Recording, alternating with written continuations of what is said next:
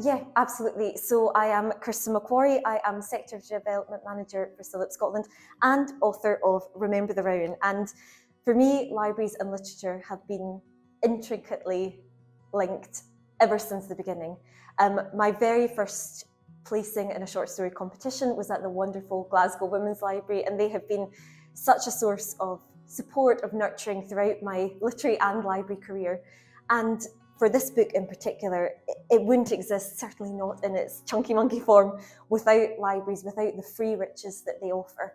And I can also remember I began it during lockdown, so during 2020, at which time I was a library assistant in the wonderful Blantyre Library within South Lanarkshire. And I can remember writing it in my lunch hour, telling everybody about Kathleen Raine and Gavin Maxwell, whether they wanted to hear it or not. So for me, the story of this book and the story of my life as a writer wouldn't be what it is without libraries and all they offer.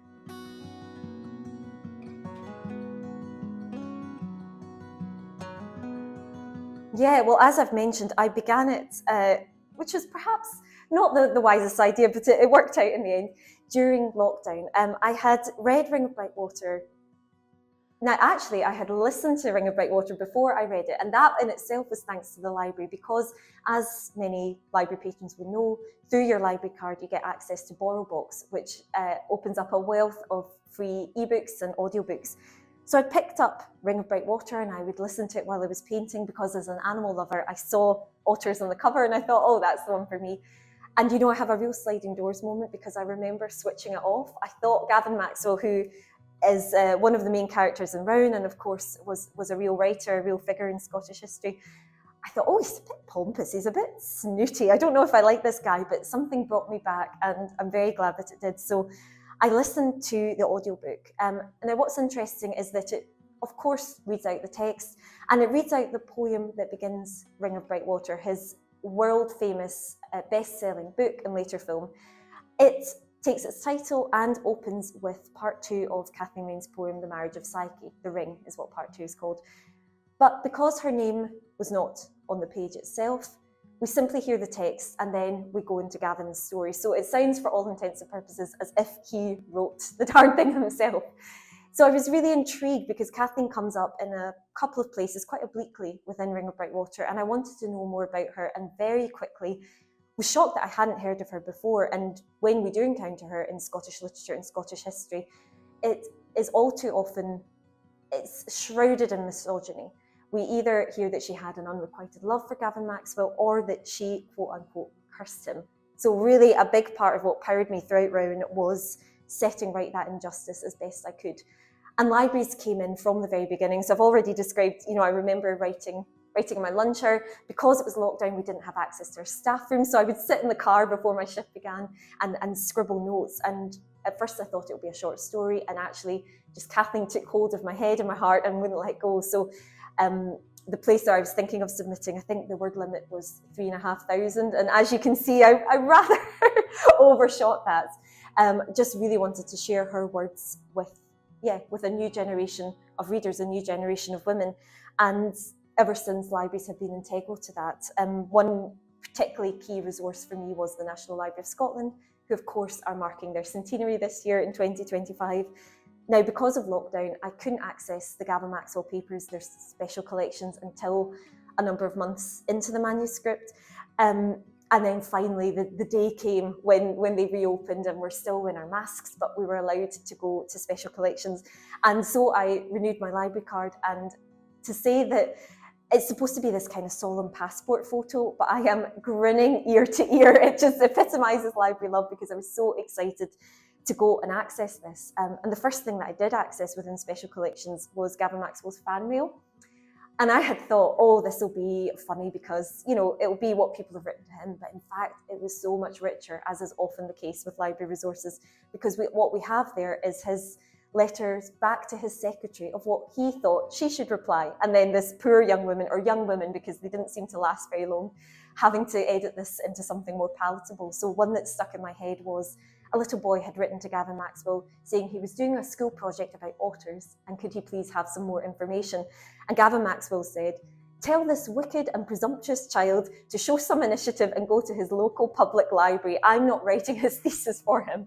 And at which point the secretary has to say, this is really a rather vague question, and have you thought of going to the library? So libraries were in his papers as much as the source of his papers. And just, you couldn't put a price on what you can access in a place like the National Library of Scotland. I mean, I could sit there with the fair copy of Ring of Bright Water, beloved around the world, and it's dappled with water droplets, where he's written this out at his waterfall with the otter playing at his side. And as I say, you couldn't put a price on that. So the fact that it is free for everyone in Scotland to access should be shouted from the rooftops, and I love doing just that whenever I get the chance.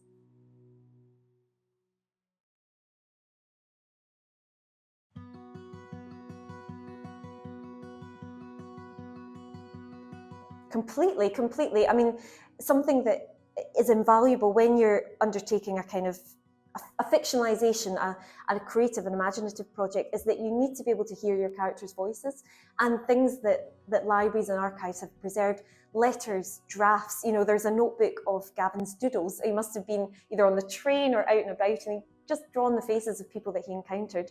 Tiny little things that just add that personal richness, like the fact that in letters, his adored spaniel Johnny, Gavin referred to him as John Dog. So I wouldn't have known that if you didn't have access to these letters, if you couldn't illuminate that. And of course, it just adds that level of intimacy when Kathleen knows this beloved spaniel as John Dog as well. So it's it makes that journey so much more fulfilling, so much more meaningful, and you really feel that you can walk in somebody's footprints. I mean, creative writing, fiction, first and foremost, is an exercise in empathy. It's seeing through the eyes, it's experiencing the world as somebody else does, and you can do that in such a profound way thanks to what libraries offer. And of course, access your research materials as well. And the beautiful thing and the challenging thing about writing about writers is that they wrote a lot. There's a lot to sift through and delve into. And again, somewhere like the National Library of Scotland, because it's a legal deposit library, they have a copy of everything published, everything, which is just dizzying to contemplate, but invaluable when you're undertaking a project like this.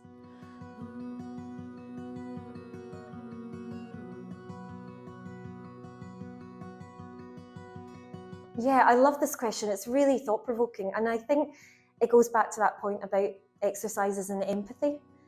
We talk all the time about reading for empathy in librarianship, and actually, if you're doing your job right as a writer, you're writing for empathy as well. There's a quote I love from Chimamanda Ngozi Adichie in her Reith lecture, where she said, "The purpose of fiction is not just to say what happened, but how it felt." And that's really what I've aspired to do here, is to harness the emotional truth of all that Kathleen experienced and indeed endured throughout her 20 years with Gavin. And if I've done my job, people will feel that they're stood beside her in Sandeg Shore, that they are, you know, over her shoulder as she's writing her pioneering Blake work. So I think that is also the case with libraries. There's no other space where diverse, disparate walks of life collide, come together, connect, you know, whether we know it or not. And that is all the rarer today as we live in increasingly polarised, provocative times. So I think if you pick up a book, you're not alone. If you walk into a library, you're not alone. So there are really, really fascinating parallels. And also something that I know we'll maybe touch on, and it's very dear to both our hearts, is the feminist impetus certainly behind what I write. I've already mentioned how pivotal Glasgow Women's Library's been to my career as a writer and as a librarian. And we know from the evidence that librarianship is a women majority sector. We have, for the first time in history, a female national librarian, the wonderful Amina Shah, who you'll find in the acknowledgements to Rowan. And it's, you know, again, I think we can show the world what empathy is like, what compassion is like. And not all readers are women, of course, but fiction is a genre that has a really close connection with women's development. As you know, in a project that we'll come to very shortly, we have a fantastic contributor looking at how women have used novels as a means of self-development, as self-improvement. And let me tell you, women writers are doing the same thing with novels these days.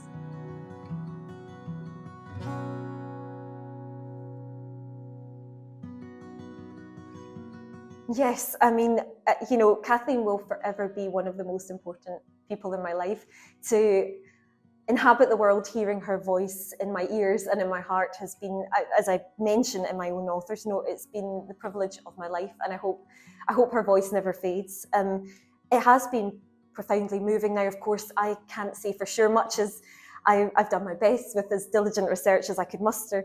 You know, it is fictionalisation, it is a creative slant on what she experienced. And Kathleen herself wrote very candidly about her relationship with Gavin Maxwell in her third volume of autobiography, The Lion's Mouth.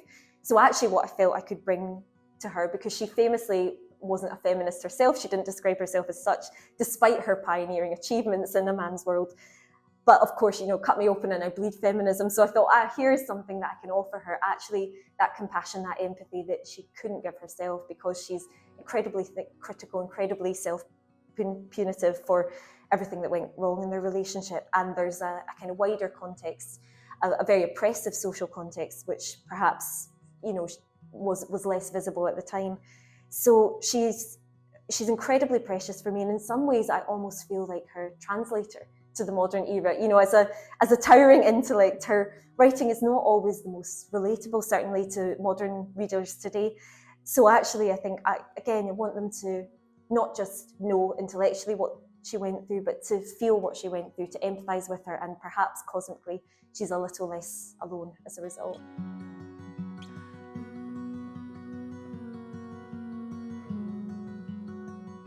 Oh, as always, library staff, they never fail to blow us away with their enthusiasm and their engagement. So actually the Glasgow launch for Rowan took place at the amazing Mitchell Library, which is now my local branch.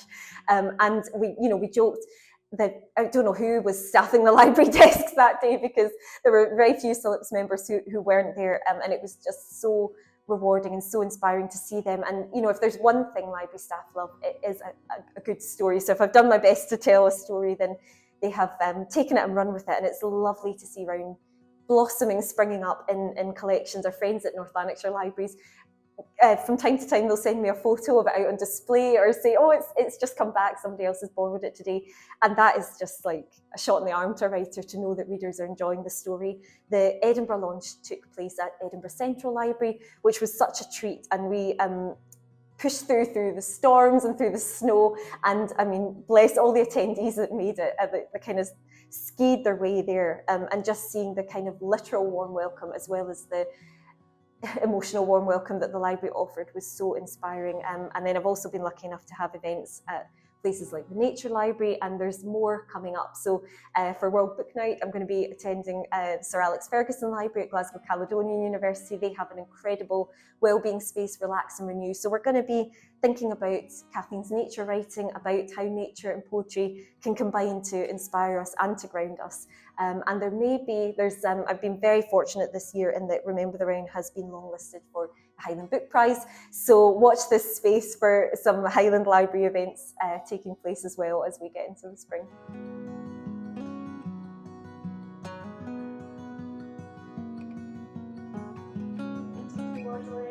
I do indeed. Thank you for asking, Leah. Yes, so in the short term, I have a poetry collection coming out, my first poetry collection. It's Eve Knows, and it's going to be coming out with Speculative Books in April this year.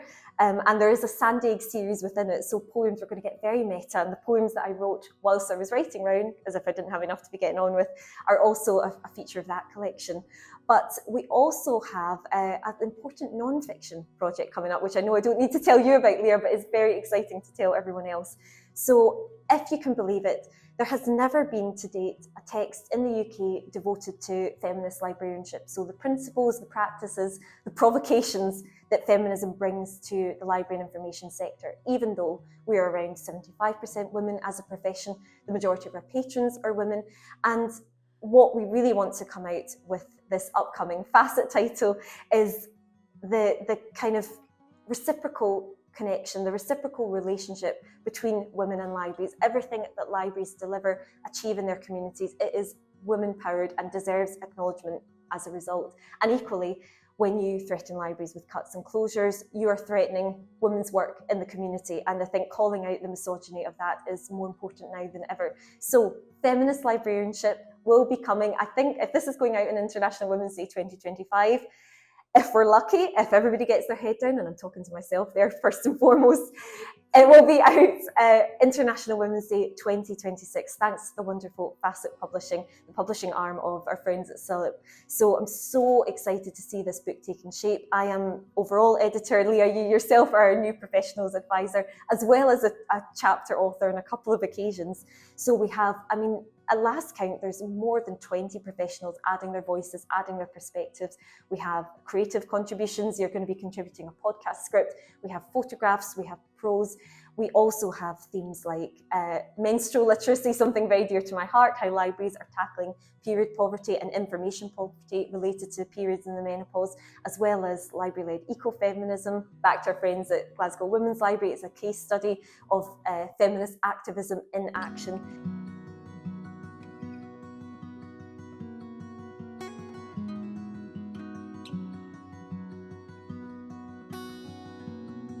Yeah, well, I don't want to be all doomsday about it, that it never goes. And to a degree, it never goes, the imposter syndrome, because, of course, there's just always opportunities. And you never want that sense to go of that this is new territory to me. That's why you're writing about it. That's why you're exploring it. So almost, I think, creating a climate where not knowing everything is a strength, not a weakness, not falling for that patriarchal trap of I know everything already, because what's the point in reading, let alone writing?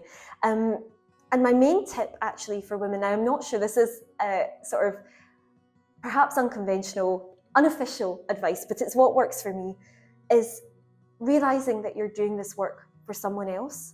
Now, perhaps some people will tell me that I'm wrong, that you should want to do it for yourself and that should be enough. And perhaps they're right. But I think that exceptional compassion, that exceptional empathy that women can access and inspire the world with, we can use that to combat imposter syndrome, because really what has been my driving force throughout Rowan was knowing that I was doing it for Kathleen Wayne, that I was bringing her voice to a new generation, that I was retelling her story, that I was tackling the injustices and how it's been thus far told as best I could. So when it can feel that kind of, oh my goodness, I'm shy to share my work, I'm not shy about amplifying her voice, about amplifying her story. And that really is a kind of great fuel to the fire.